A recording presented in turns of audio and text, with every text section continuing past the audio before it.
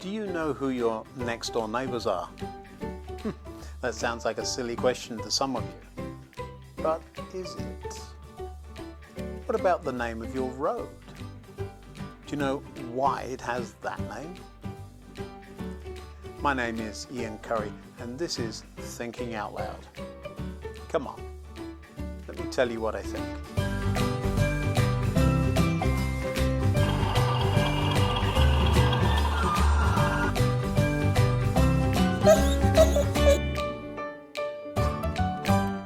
If you enjoy these videos, why not click the subscribe button and leave a note in the comments there. We love hearing from you. Living in a place far from where I grew up sometimes finds me missing familiar things that are taken for granted when they're there all the time. I miss bonfire night when I can wrap up warm and eat a baked potato while watching a bonfire spit sparks into the night sky. I miss public transport that sort of works. I know as Brits we love to complain about things, but living where the closest public transport is a half-hour drive away is interesting. What else do I miss?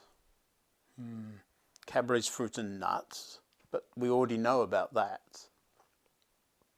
A couple of weeks ago, I showed you a picture of our two sons leaning on a post box.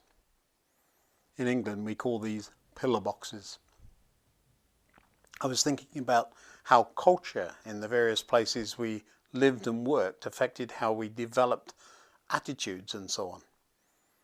But a number of you noticed the red pillar box and commented on it. I even got several questions about why it had two slots. Red pillar boxes are something associated with England that illustrates exactly what I'm thinking about today. If you live in the cities where these peculiar icons are, you would think, well, everybody knows that. It's one of those things that indeed everyone knows, unless you don't. And then it would be something to lean on and take pictures as a curiosity. With the internet, as powerful it is today, usually that sort of question can be figured out if you dig deep enough. But on the other hand, knowing your neighbours is something that only you can find out. Well, unless you live in St Mary Mead, and then asking Jane Marple would be an easy way to find such answers.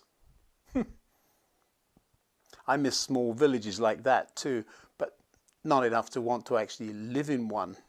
Well, probably.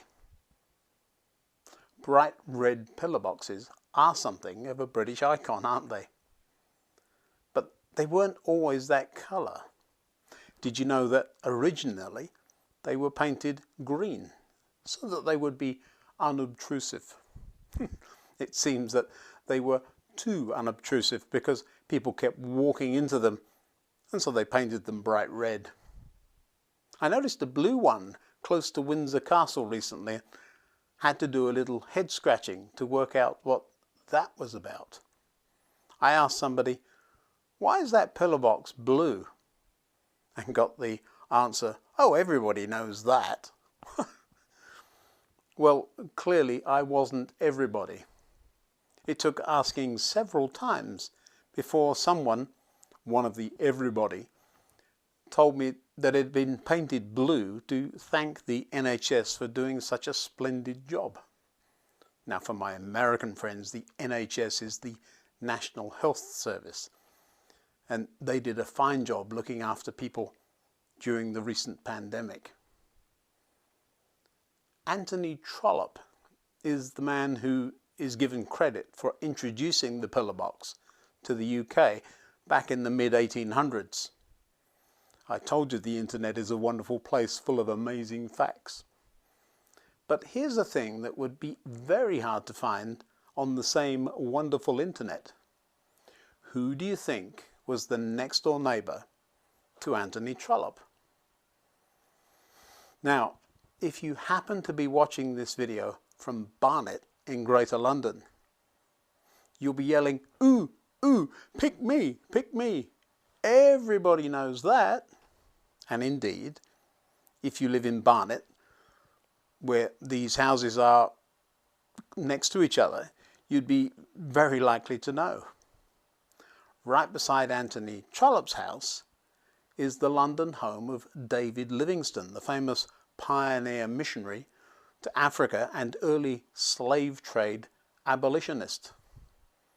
I wonder if the two neighbours knew each other very well. Perhaps. Paul wrote a letter containing some interesting instructions to people living in a town rather different to Barnet. No pillar boxes back then, I'm sure. What was in the letter, though, is very relevant to our local cities, towns and villages all these years later. Share each other's burdens and in this way obey the law of Christ. Paul is referring to the command Jesus gave us all to love your neighbour as yourself. No other command is greater. Then, just to make sure even famous neighbours are included, Paul goes on to say, if you think you're too important to help someone, you're only fooling yourself. You're not that important. I love that nobody gets left out. All of us are included in the idea that Paul is explaining from the command Jesus gave. In the context of this idea, I love how Paul goes on to tell us not to worry about what everyone else is doing, but pay attention to what we are doing. Pay careful attention to your own work, for then you will get the satisfaction of a job well done, and you won't need to compare yourself to anyone else. So let's not get tired of doing what is good. At just the right time, we'll reap a harvest of blessing if we don't give up. Therefore, whenever we have the opportunity, we should do good to everyone, especially to those in the family of faith. I've often wondered what that harvest of blessing mentioned there might be.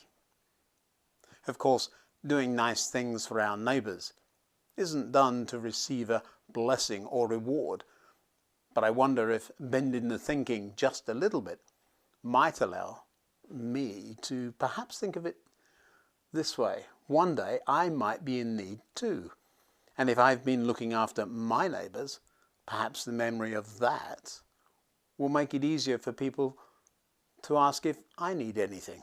Oh, he's the nice guy that helped my parents out when they were sick. Let's check on him.